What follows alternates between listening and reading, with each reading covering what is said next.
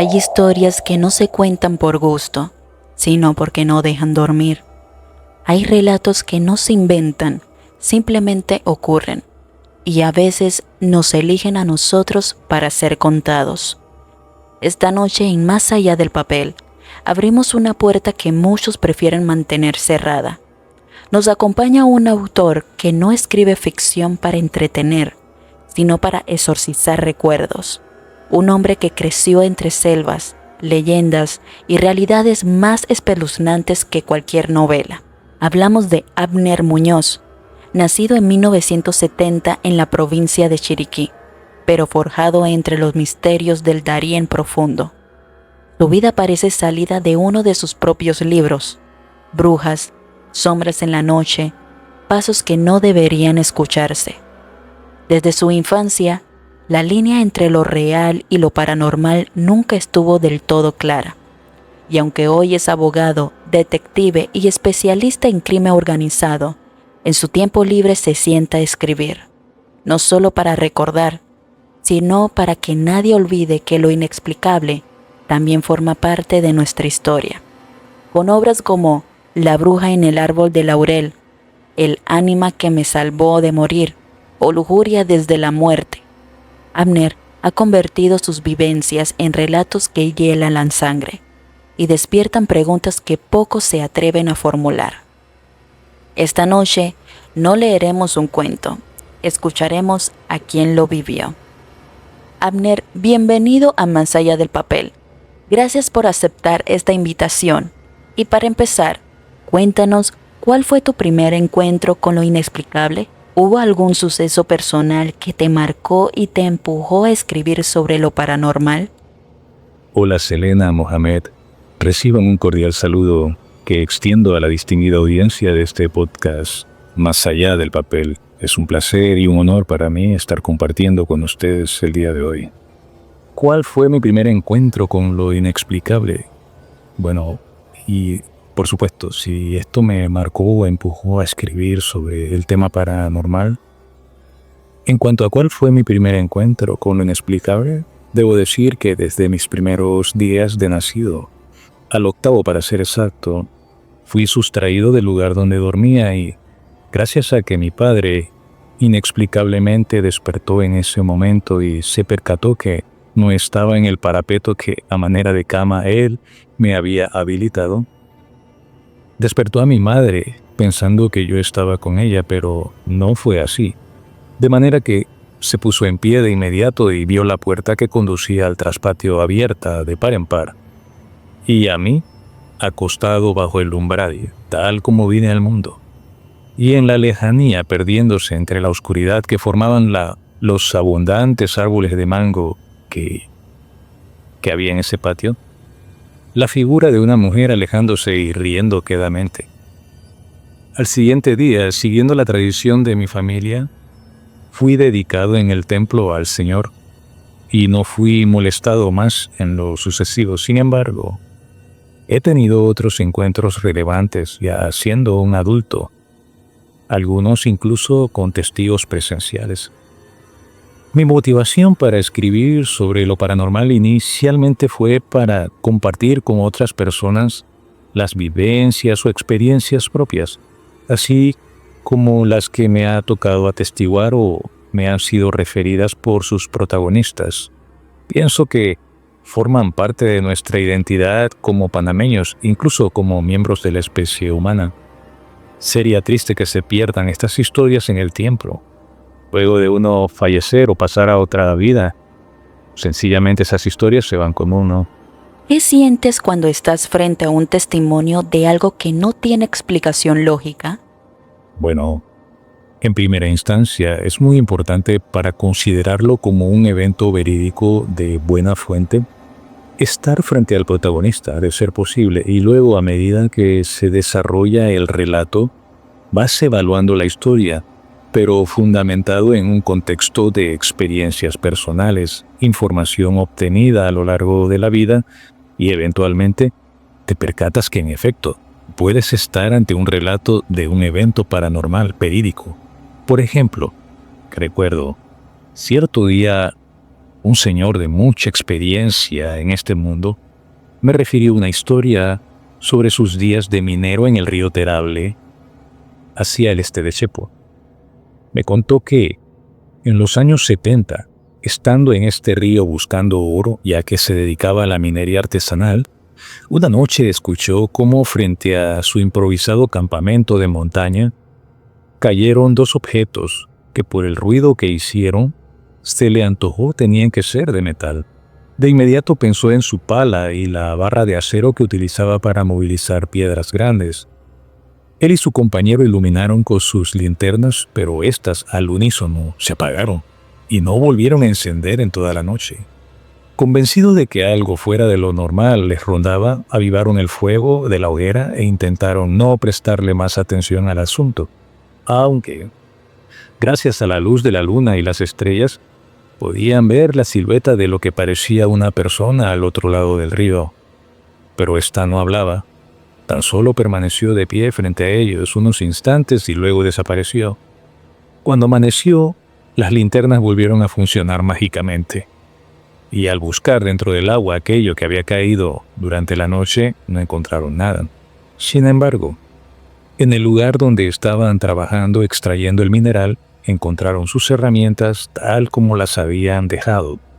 Movido por la curiosidad, le dijo a su compañero que le acompañara aguas arriba a visitar a un joven del interior de la República que, una semana antes, había pasado junto a ellos y les dijo que se dirigía aguas arriba a lavar oro. Pero este hombre iba solo sin acompañante, y desde entonces no sabían nada de él. Caminaron una hora, poco más, y le encontraron en su campamento, acostado en su hamaca, hinchado y presentando un color verde en la piel, y quizás con unos 3 o 4 días de haber muerto. A su lado había una enorme víbora X, picada en pedazos, de manera que no había que ser un adivino para entender lo que había sucedido, ni quién estuvo la noche anterior en el campamento de ellos. Y había sido como una especie de anuncio de parte de esta pobre ánima en pena. Mientras él me refería a la historia, cada gesto, cada palabra, eran testigos de que se trataba de un relato verídico. Posteriormente, el otro señor me contó esta historia exactamente igual. Así que cuando estoy ante una narración paranormal, evalúo a su narrador, el contenido de la historia, su lenguaje corporal, etc. Y por supuesto, que esto lo hago basado en mi experiencia y posiblemente no lo creerán, pero algo dentro de mí me dice, esto es verdadero. Señor Abner, me gustaría saber cómo eliges las historias que vas a narrar. ¿Cómo elijo las historias que voy a narrar?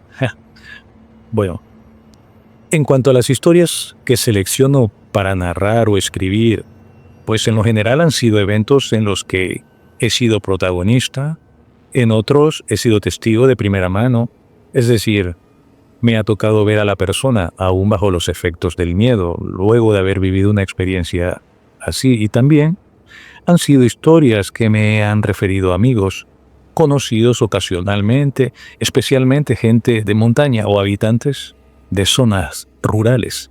Entonces, cuando escribo estas historias, tienen que llevar un alto contenido verídico, incorporar factores históricos y folclóricos, pues se trata de transmitir conocimiento al lector, incluso amor por nuestras costumbres, leyendas y a la naturaleza. En la mayoría de mis libros podrán apreciar que los eventos se desarrollan en las zonas montañosas o rurales. Quizá obedezca a que estos medios no me son desconocidos y, de hecho, me encanta estar en la naturaleza. Pero en síntesis, la historia que elijo para escribir o la que se va desarrollando a medida que escribo tiene como objetivo enseñar, transmitir algún conocimiento. Entrando un poquito más de sus obras, por ejemplo, como Brujas, Espíritus y Duendes o Cuando llega la niebla, ¿mezclas lo rural con lo siniestro? ¿Qué papel juega el paisaje panameño y su tradición oral en sus historias? Muy interesante pregunta. Desde siempre el principal escenario donde se han desarrollado eventos paranormales han sido los entornos rurales o montañosos. Creo que forma parte de ello, aunque claro, existen leyendas y hechos urbanos. Sin embargo, hay una diferencia muy grande entre la soledad de la montaña al bullicio de la ciudad. En Brujas, Espíritus y Duendes se recoge la historia de una niña que desapareció por espacio de 15 años aproximadamente. Ella vivía junto a su madre y hermanos en una localidad rural del oriente de la provincia del Chiriquí. Y un día en que caminaban con destino al río a lavar ropa, pues ese era el oficio de la madre, la niña misteriosamente desaparece.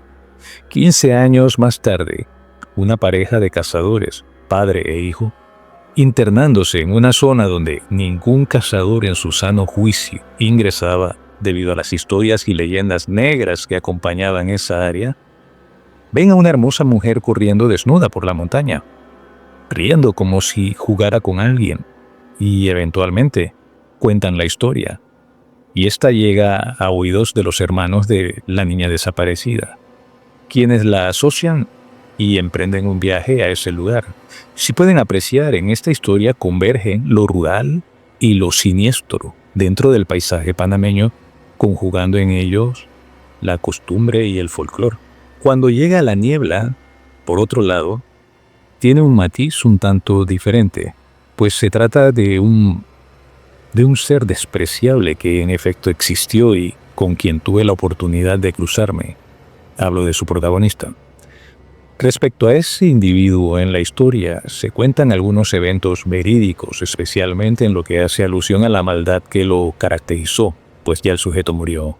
Sin embargo, en cuanto a los eventos paranormales que he mencionado en ella, hay algunos que son sucesos aislados ocurridos en otras latitudes y que se me antojaron como escritor que un hombre como él debería de haber experimentado antes de partir de este mundo.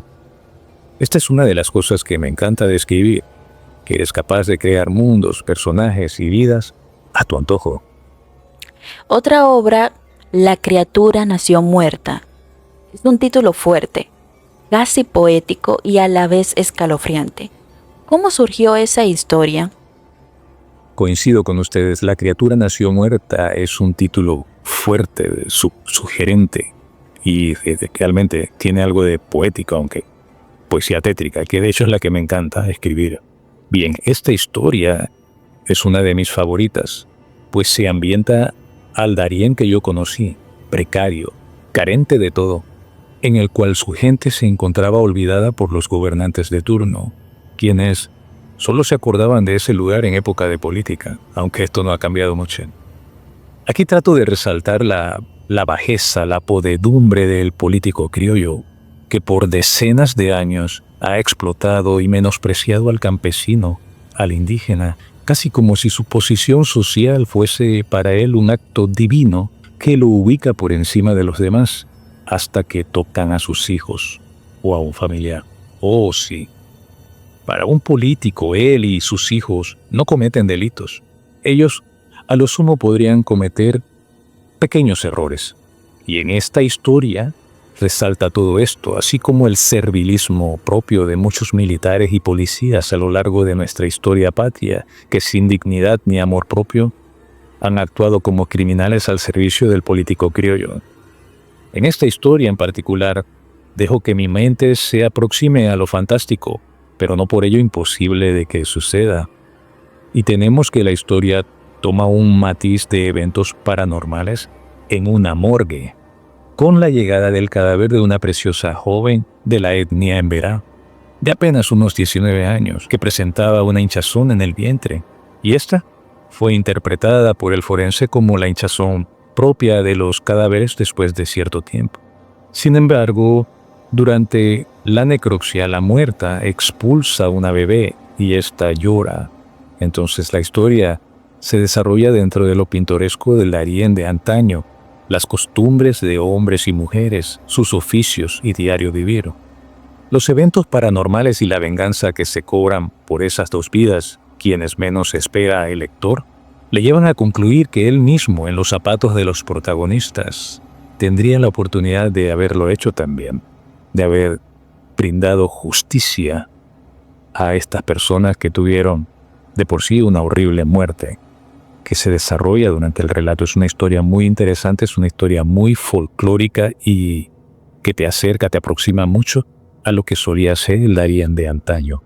Otra obra suya titulado En Cuore, y mil disculpas si lo pronuncio mal, pero siento que explorar algo más íntimo y retorcido. ¿Qué quiso transmitir en esa obra, distinta a sus relatos más folclóricos? Cuore, Mestizos, Cimarrones y Brujas es un libro muy importante para mí, no solo por su carga emocional, sino porque representa una fusión entre lo visceral y lo histórico.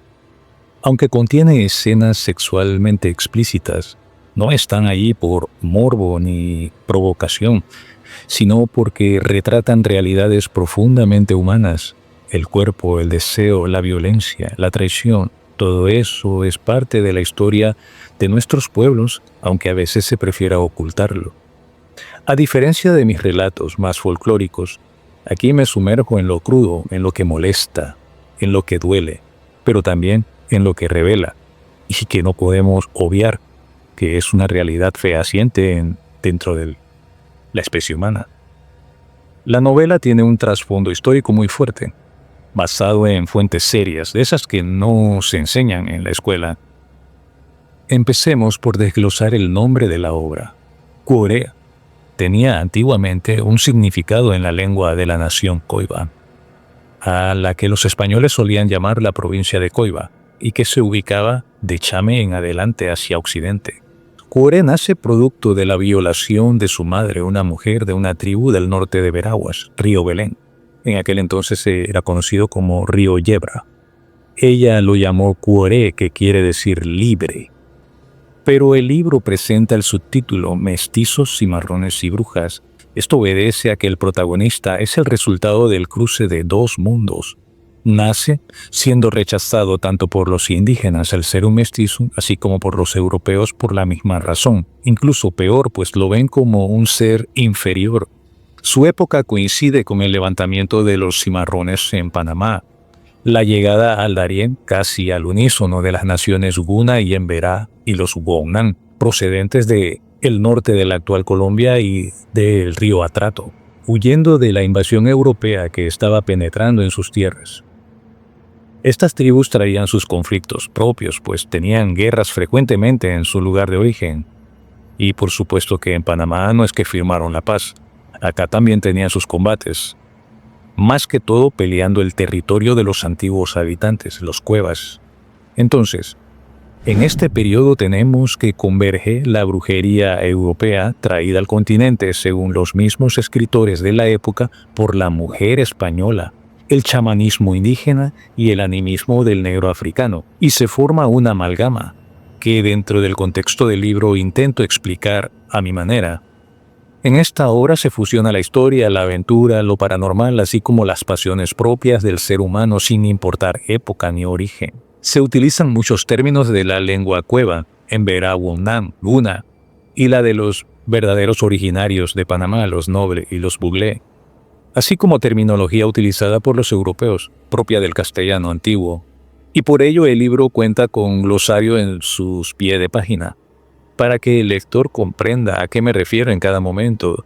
Para ello puedo mencionar, a manera de ejemplo, la palabra de raíz cueva, Camayoa, que según Fernández de Oviedo, que era el escritor de La Corona, Camayoa era un miembro de la nación cueva que en todo menos en parir parecían hembra, y que tenían por oficio administrar las casas y cultivos de los principales, así como velar por el orden entre las esposas.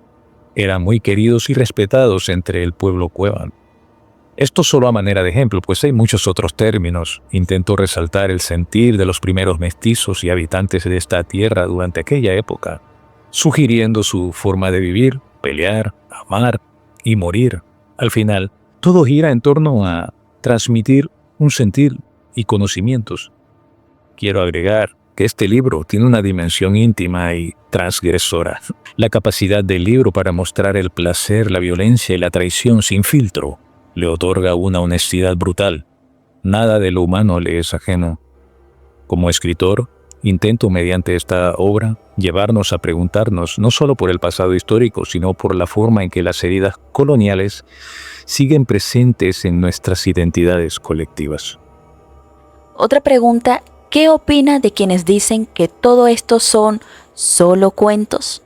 ¿Siente que hay en un fondo real en cada leyenda?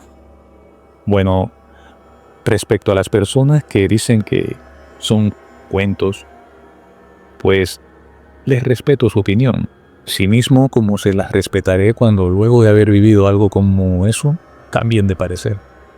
No podemos olvidar que estos eventos tienen incluso referencias bíblicas. En cuanto a la leyenda, pues no cabe duda que al ser algo que lo encontramos en todo el mundo, en donde sea que el hombre se agrupó y formó una nación, una tribu, etc., existe la leyenda, que generalmente empezó su transmisión en forma oral y que sin lugar a dudas ha tenido sus orígenes en algún evento en particular. Creo que esto forma parte del ser humano, incluso en grandes escritores como lo fue el maestro Gabriel García Márquez encontramos la leyenda y lo sobrenatural, como por ejemplo en 100 años de soledad y el coronel no tiene quien le escriba. En la una se habla del judío errante y en la otra, si mal no recuerdo, sobre la captura de un ángel. Por mencionar algunos. Y en cuanto a la escritura panameña, pues no podemos obviar o olvidar El abogado de Tristán Solarte, o la crudeza de la vida del campesino del siglo pasado, como la describe Champmarrí en Faragual. En síntesis, siento que la leyenda forma parte de nosotros y de allí deriva su realidad e importancia. ¿A usted le ha pasado que algo de lo que escribe luego comenzó a suceder? Pues la respuesta, siendo sincero, es no. En verdad nunca he tenido este tipo de experiencia, que de por sí ya suena paranormal. Pero, sin duda alguna, sí he escrito de los eventos que me han acontecido, algunos de esa naturaleza. Pienso que cada escritor arroja algo de sí en cada uno de sus escritos, o manifiesta a través de las letras hechos o eventos que le marcaron, con el propósito de compartirlo con aquellos que sean afines con él, o se lleguen a identificar con él o su forma de pensar, para efectos de que les pueda servir a manera de conocimiento o experiencias. Verán, esto lo aprendí durante mis días de detective, donde lo que escribías en un informe estaba dirigido a un fiscal y posteriormente pasaría a manos de un juez. Por ende, no escribías para ti, sino para terceros, para de alguna forma influir en sus criterios. Por mucho que te dijeran que tenías que remitirte a los hechos, he aquí la magia de las letras. Siempre existe la forma de plasmar lo que deseas. Creo que una pregunta genérica, por decirlo así, me gustaría saber, para usted, ¿qué es el miedo? Sabes, el ser humano, en mi criterio personal, no es más que un cúmulo de emociones y el miedo, pues, es una emoción. Quizás una de las más fuertes y con una connotación especial, pues, surte efectos visibles en el individuo. Por ejemplo, especialmente en las mujeres, el miedo se manifiesta mediante gritos y llanto. Cuando estás ante una situación que se escapa de la normalidad y que en ocasiones responde al epíteto paranormal, tu cuerpo te da señales de ello. Puede empezar con una incomodidad inexplicable en el lugar en el que estás y un deseo de partir de allí. La vellosidad de tus brazos parece cobrar vida propia. También una especie de ardor en el rostro e incluso náuseas. El miedo, a pesar de ser común, es muy complejo y existen algunas variantes de él. Creo que el miedo es una sensación que compartimos con los animales, pues, abreviando, podría decir que el miedo es una alerta natural en el ser humano, una alarma que su cuerpo, su mente envía con el único fin de la sobrevivencia. Una curiosidad sería que, ¿cuál es la diferencia entre el terror que se vive y el terror que se escribe? Vaya, esto va a depender de cada escritor. Sin embargo, pienso que para poder escribir sobre ello, tienes que haberlo experimentado. Por lo tanto, creo que podemos encontrar realismo en historias de escritores que han tenido ese tipo de experiencias o han navegado ampliamente en un mundo de literatura o anécdotas de este género. Incluso, muy posiblemente se hayan desarrollado en un entorno, pueblo o cultura en donde el terror y sus variantes forman parte del folclore. Pero la diferencia va a radicar, haciendo una analogía, en escuchar un relato de alguien que se cruzó con un hombre sin cabeza que montaba un burro con ojos rojos en el medio de la noche, a escucharlo del nieto de este. Pero aquí es donde viene la variante. Puede ser que el nieto sea un mejor narrador que el protagonista. Sin embargo, jamás capturará ante el oyente la esencia de la experiencia de saber que lo estás escuchando de quien lo vivió y lo sobrevivió. Ok.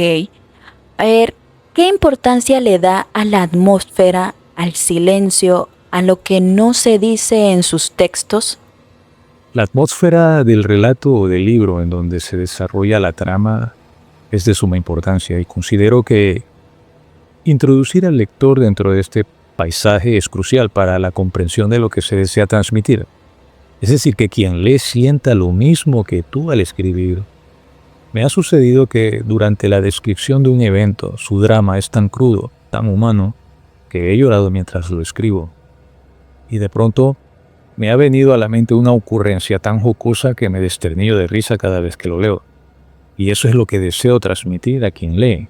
De igual manera, aparecerán áreas grises o personajes que algún crítico podrá decir, ¿por qué no lo explotaste más? Ese personaje tenía mucho jugo literario para dar. Bueno, eso pertenece a los silencios, a lo que no se dice en los textos, pues queda allí para que la mente del lector complemente al personaje a su antojo.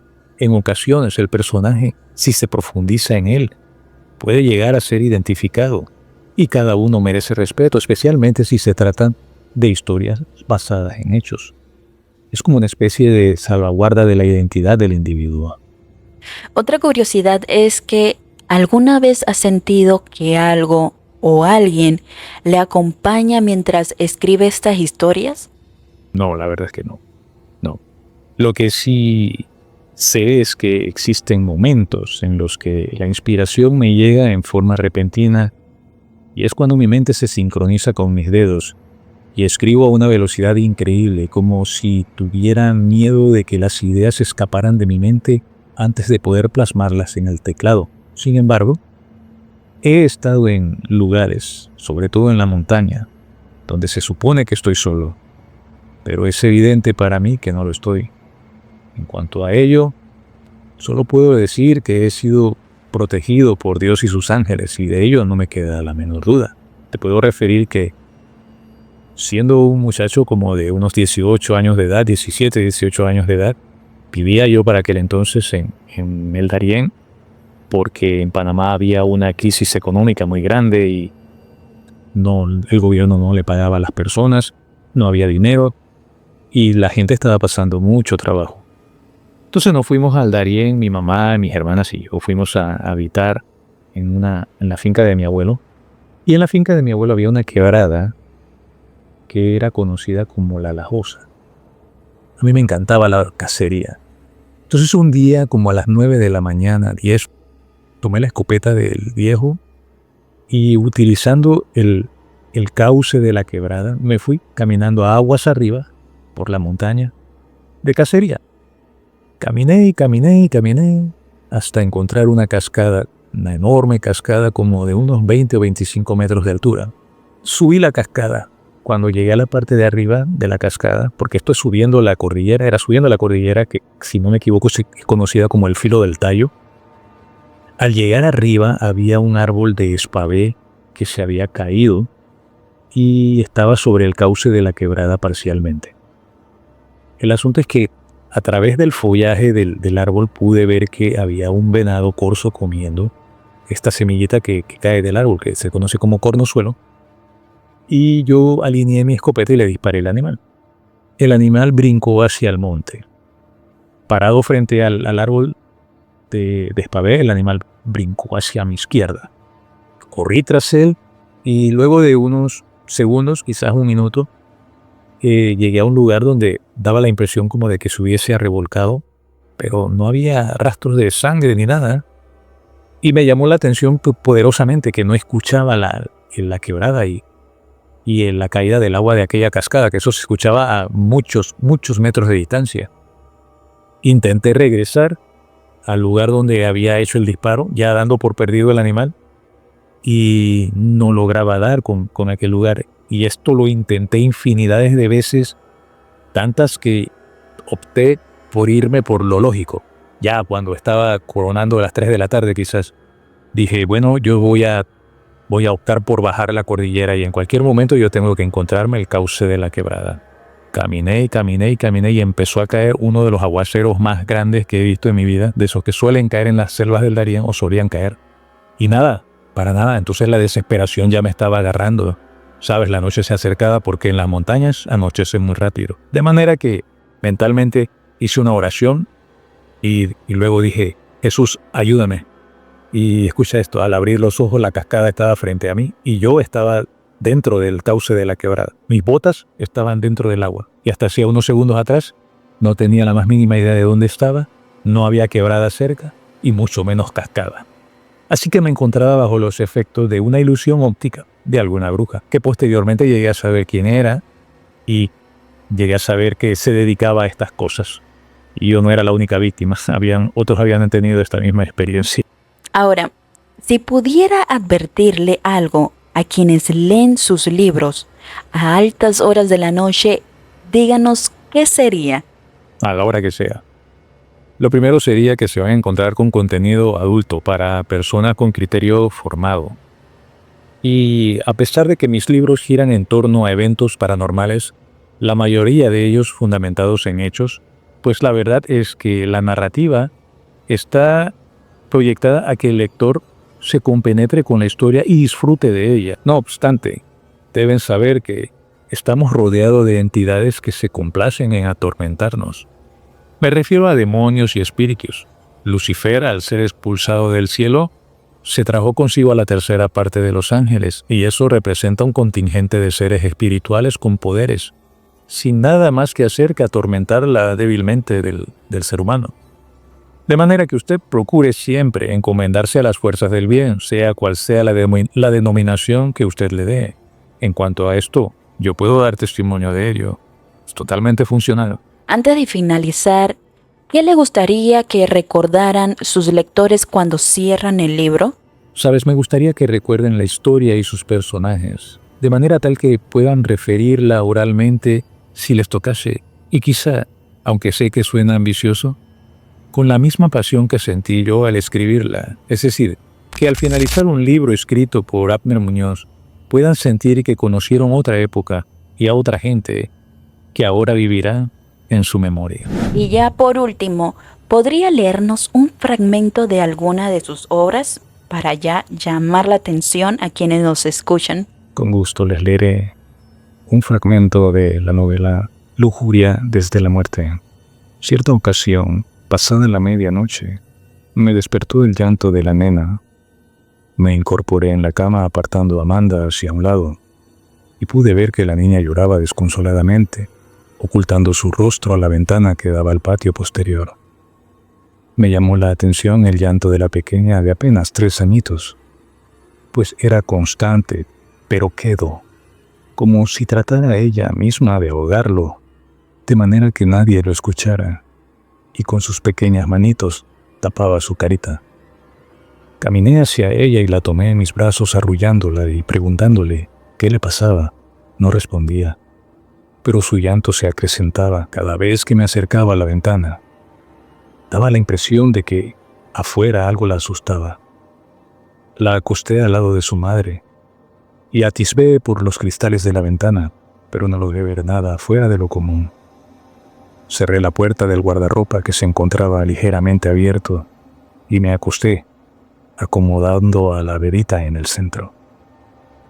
No le di mayor importancia al asunto, pero esto se suscitaba cada noche, y así fue por espacio de una semana. Llegué a pensar que era una muestra de rechazo a dormir sola, después de haber estado acostumbrada a hacerlo con su mamá. La pequeña siempre mostraba adversión a mirar hacia la ventana y la puerta del closet siempre estaba abierta. En uno de aquellos días, revisé el mecanismo de cerradura de la puerta del mueble para determinar por qué siempre estaba abierto, pero no encontré absolutamente nada normal. Solo que me pareció un espacio lúgubre y frío. Era como entrar en una bodega abandonada por siglos, cargada de historias tristes y perversas en cada rincón. Aquel día era viernes a las 2 de la madrugada cuando escuché claramente el sonido de una gasnatada, seguido inmediatamente del llanto de la nenita. Me levanté como un resorte de la cama con mi pistola en la mano, con la certeza de que alguien se encontraba en la habitación. Es una sensación extraña, un poco difícil de explicar, pero sientes en tu cuerpo una especie de hormigueo y ardor en el rostro. Tus vellos se erizan y quedas tenso en posición de defensa. Miré hacia la cuna. La beba estaba sentada en su cama mirándome. Luego, lentamente miró hacia la puerta abierta del closet y dejó escapar un quejido. Avancé rápidamente y terminé de abrir la puerta de un solo golpe. Amanda encendió la luz preguntándome qué pasaba. Le expliqué lo que había venido sucediendo desde hacía días y la razón por la cual la nena amanecía con nosotros cada mañana. Ella tomó a su hija en brazos y se quedó observando detenidamente hacia el interior del closet por varios segundos. Luego, cerró la puerta de un golpe y retornó a la cama. No escapó para mí un gesto en el rostro de mi mujer que me llamó la atención. Me dio la impresión de que ella había visto algo en el armario, o que quizás sabía alguna cosa que se guardaba para sí. Espero que haya sido de su agrado. Me hubiese gustado poder leer un poco más, pero definitivamente que nos tomaríamos todo el podcast. Gracias por su atención. Selena Mohamed, quiero agradecerles la oportunidad que me han brindado de compartir con ustedes y su audiencia en este podcast el día de hoy. Quiero decirles que mis obras se encuentran en Amazon y Hotmart, distribuidas de la siguiente manera. En Amazon encontrarán en formato ebook e impreso Brujas, Espíritus y Duendes, Cuoré, Mestizos, Cimarrones y Brujas, Cuando llega la niebla y La criatura nació muerta. En Hotmart, en formato ebook, se encuentran Lujuria desde la muerte, El pecado de Malena, Hombre al agua, Una bruja en el techo, El ánima que me salvó de morir y Una bruja en el árbol de laurel. También cuento con un manual de seguridad personal escrito para que cualquier persona aprenda a detectar las amenazas que nos rodean antes de convertirse en una víctima. Se llama Autoprevención Delictiva, el arte de vivir seguro.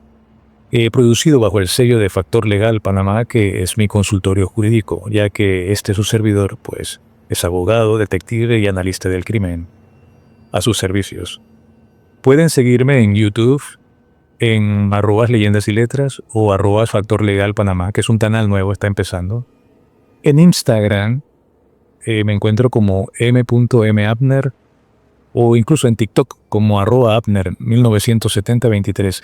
Allí les aparecen mis correos y teléfonos.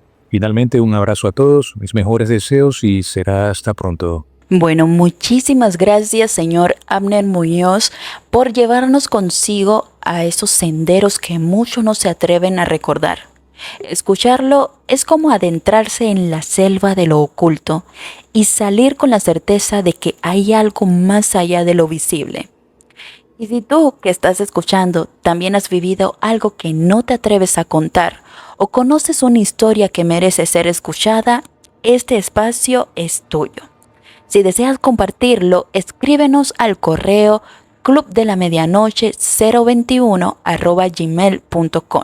También no olvides seguirnos en nuestras redes sociales como Club de la Medianoche. Recuerden que cada semana cruzamos fronteras del papel y esta vez lo hicimos con una voz panameña imprescindible. No olviden seguir al autor Abner Muñoz en redes y plataformas bajo el sello Leyendas y Letras. Y sobre todo, mantengan la puerta entreabierta. Nunca se sabe cuándo algo quiere entrar. Nos escuchamos en el próximo episodio.